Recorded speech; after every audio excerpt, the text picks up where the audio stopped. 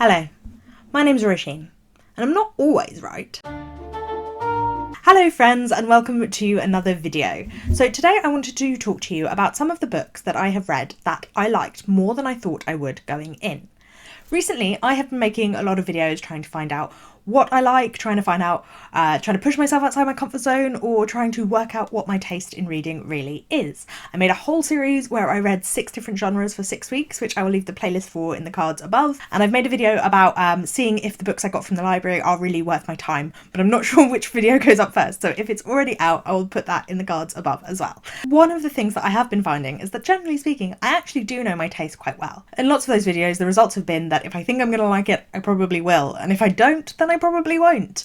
However, I want to talk to you today about some of the exceptions to that rule, because it kind of seems like these experiments have been pointless. But these 10 books that I'm going to talk to you about today prove that sometimes I like a book even if I don't think I will. Sometimes I love a book even if I think it's just going to be a sort of 3-star easy read for when my brain's not functioning enough for the literature I love. So without further ado, let me talk to you about 10 books that I liked more than I thought I would going in. The first book on my list is a non-fiction book called Big Magic by Elizabeth Gilbert.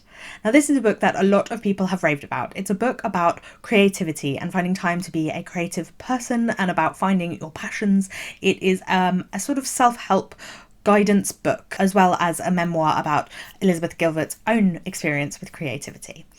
I heard about this book and I heard a lot of people talking about it, how much they loved it, but they also talked about how it's a bit like woo-woo, a bit out there, a bit spiritual. And I thought, well, I'm not really going to like that aspect of it because I don't really see myself as much of a woo-woo kind of spiritual person in that way.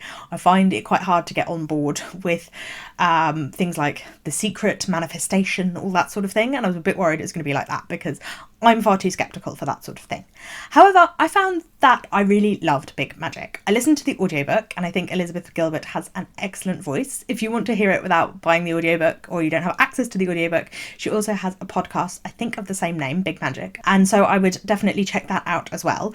But what I found was that although there is some sort of woo-woo ideas in there, some thoughts about ideas floating around and tapping on your shoulder at the right point and things, it felt more to me like a metaphor, like a way for understanding your own creativity and a way to take the burden off, a way to explain something that is as unexplainable as inspiration, and to talk about the fact that you need to be working when inspiration arrives, which is why it didn't bother me as much as I thought it could. It also, I found, really ignited my want to do something, my drive to get up and go, which is something that I struggle with in terms of creativity. I often feel like, oh, I'll get to it eventually, or too scared, which is basically what this book is about. It's about the fear that causes procrastination, the fear of failure, and that stops you from even starting in the first place. And I found it was incredibly inspiring and also so gentle, and it just kind of held me in its hands, just cupped there, and was like, it's okay, you're going to be okay.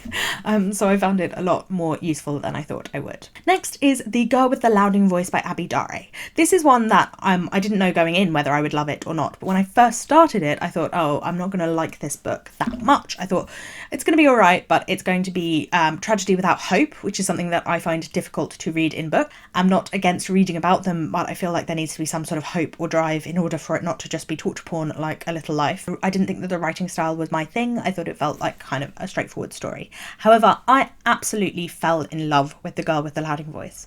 Part of the reason for this is Audre, who is the main character, who Audre has made truly come to life on these pages. She is so endearing a character. I've never found a character that I sort of both wanted to get the best of everything and also kind of admired and looked up to at the same time. She was so perfect for what the story was trying to tell, and she was someone that I wanted to both wrap up in a blanket and also really, really admired.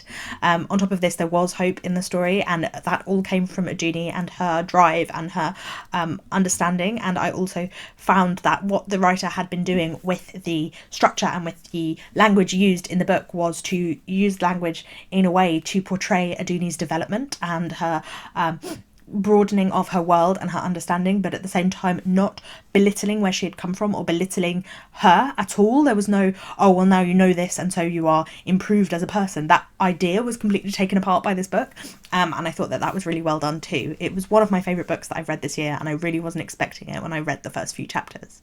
Another book that I thought I would like, but that I wouldn't connect with so powerfully was Sister Outsider by Audre Lorde.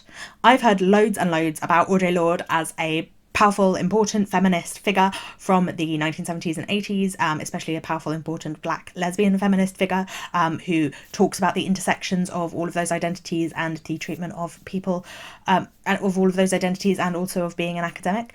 But I kind of have some trouble sometimes with political or feminist things that have been come out of a different time period, a different point in the movement, because they can feel so dated so easily. There are a lot of times when you read something like that and you feel like, oh yes, but the discussion has moved on from that point. Or if you read some of the older feminists who are entirely transphobic and you're like, okay, I can see where you're coming from with these points, but why did you have to go there? Because that's terrible, isn't it? So I wasn't worried about transphobia from Audre Lorde, but I thought maybe I would be like, yeah, cool, but I did not expect the fire that it ignited within me.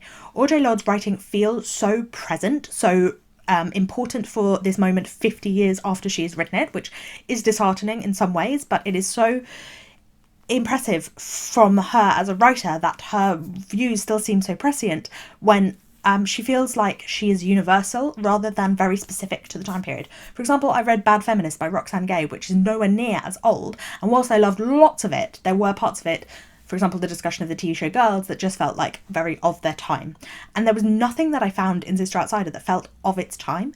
It all felt of our time, and it was so disheartening, but also it taught me so much, which I loved, and it talked about like white feminists and how white academic feminists talk down to and steal from black academic feminists. It talked about raising black boys in America, which has not changed since the 1970s. It was so powerful and moving and so very vibrant, and that's not usually what I get from older feminist text. Another one that I loved more than I thought I was The Luminaries by Eleanor Catton, and I suppose I love this one more than I thought I would because it's one of my favourite books, and I never know going in that a book is going to be one of my favourite books, but I absolutely love this story. I think I was intimidated by the sheer size. I was confused by everyone always says it's based on astrology and the 12 main characters represent the 12 signs, and then everyone else is like the sun, the moon and planets, which they are, and they do represent that, and it does wax and wane like a moon. But you don't need to know that going in. Like, that is very clever that she's done that. It's very clever structurally, but I don't know astrology, I don't understand any of that. And yet she still manages to tell a really, really clever story, and the structure still helps with the cleverness of the story because it is a mystery, and it drives the mystery on. This cast of characters that is big but limited, I think is really, really clever, and she really differentiates between all of the voices. It is a sort of story that I know I could read over and over again and find new things every time. I feel like the premise can be off-putting if you're not someone who reads experimental fiction, or you're not someone who knows anything about astrology. But the thing is, you don't need to. And also I feel like for experimental fiction, this one is actually really accessible. It's not like Lincoln in the Bardo, which is also one of my favourite books, but which I can understand why people would be like, I don't know what's going on, I don't want to read this. Whereas I feel like The Luminaries, despite its length, you never get confused about what's going on, except for in the way that the book is tricking you through a mystery, which if you like a mystery, you'll be used to anyway. And I also think it does a really, really good job of setting you in the time period of Gold Rush New Zealand in the 19th century. Another book I didn't know how much I would love is Golden Hill by Frances Spufford. This is another historical fiction, this time set in the middle of the 18th century. It's set in New York when there are only 10,000 people who live there compared to the million who live in London at the same time. And I thought, oh, I really want to read more fiction set in the 18th century, so that was why I picked up this book, but I didn't know what to expect of it. It was kind of a book I'd heard really very little about. In fact, the only reason I'd heard of it was because Frances Spufford was a professor at the university where I got my creative writing masters, so he taught, but I'd never been taught by him because my focus was poetry and he taught fiction and memoir. Actually, I think he was teaching memoir. But I love this book. It's not like one of my favourite books ever, but it is definitely up there. I love how well it portrayed the time period, the way that you felt so immersed in the 18th century. I love the way that it used language to do that in a way that didn't feel too confusing and alienating.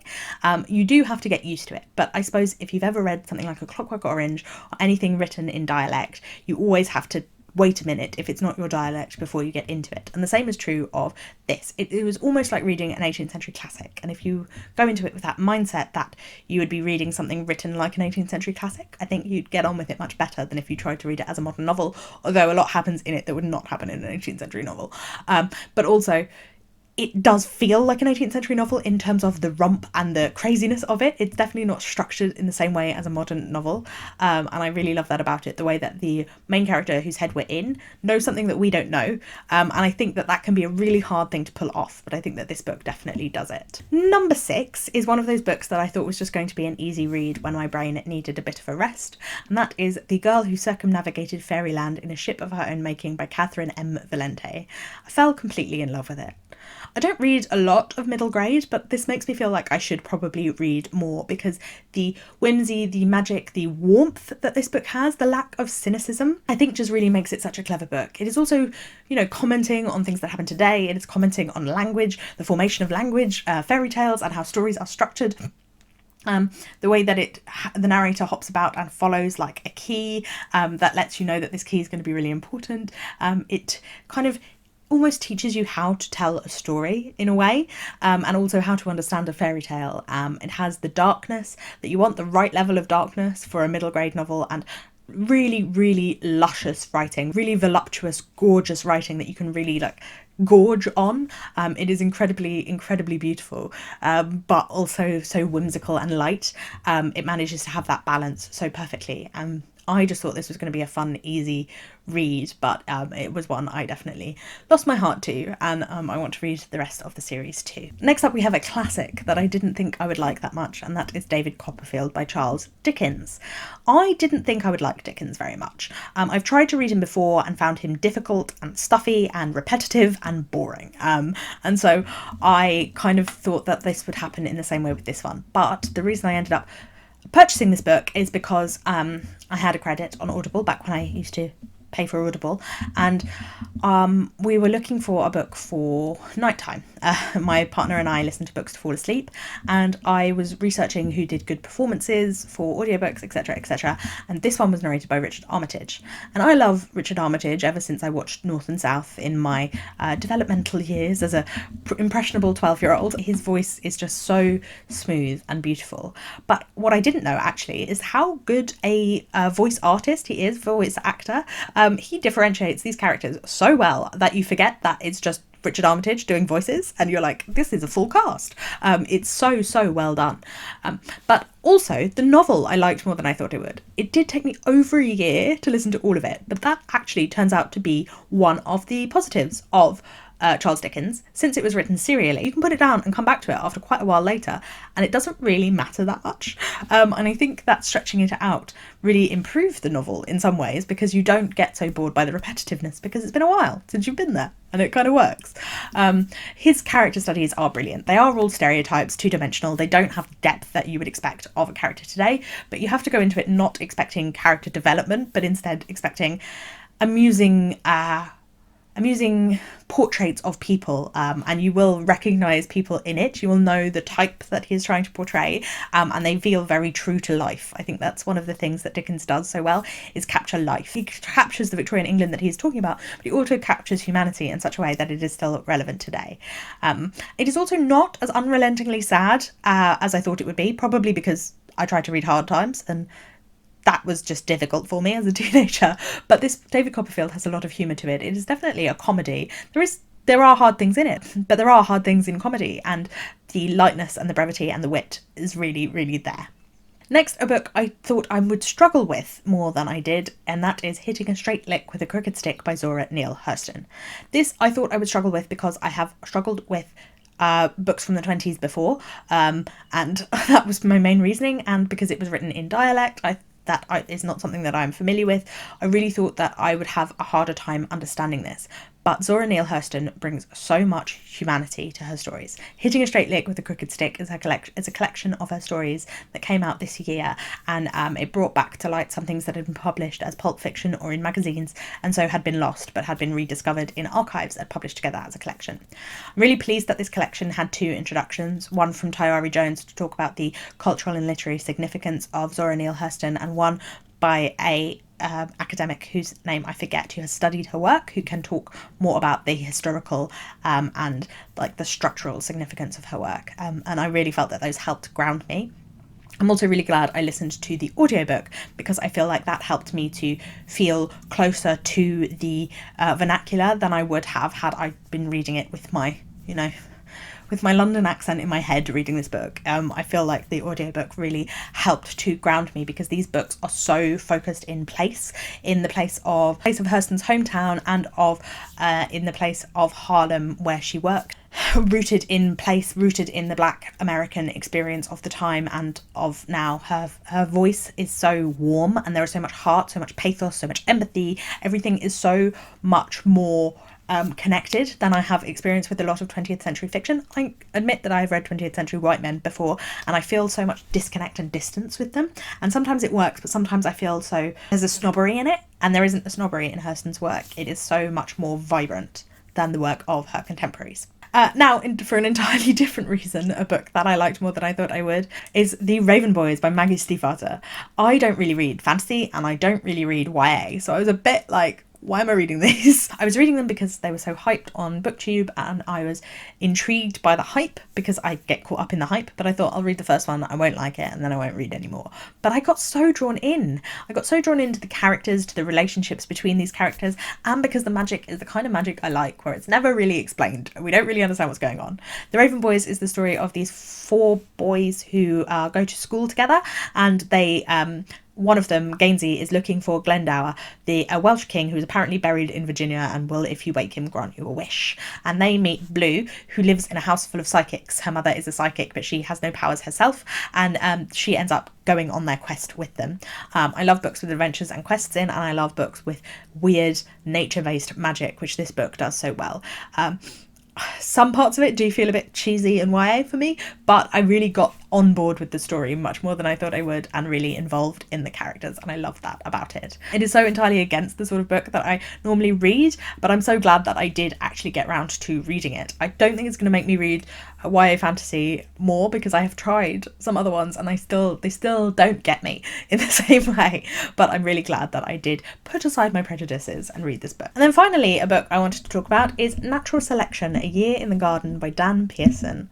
This is a book by the Observer gardening columnist, and it is a collection of his essays or articles that he wrote for The Guardian over the course of 10 years, set up throughout the year. So the first chapter is January and it moves throughout the year, and it is about his gardening and what plants you garden. And I didn't know that I needed it, but I really needed it. I read this book in May and it really was so soothing to me. It was a book that I needed at a time when we were locked down because it helped me to slow down and to look at the changes in nature, which were still ongoing despite the fact that everything else seemed to have come to a halt or to have altered in some way. Spring was still spring, and I really, really needed that at the time. His writing is very beautiful, but there are a lot of references to Latin names or proper names of plants that I have no idea what they are, but I just let them wash over me, and it was his writing about what a garden can do, what a garden is, and about the changes of the seasons and the way the earth moves on, regardless of what we are doing, that I found so... There's a kitten. There's a kitten on the roof. Sorry, I will finish this video. There's just a very small cat. Okay, so yes, I really, really needed that this year. So that is all of the books that I liked more than I thought I would. Are there any books that have surprised you or challenged or preconceived notions of what you like in fiction? I'd love to chat to you more about this in the comments below. Thank you for watching. Please remember to give this video a thumbs up if you liked it, and to subscribe because I put out new videos every Wednesday, Friday and Saturday. And so I will see you again soon. Bye bye!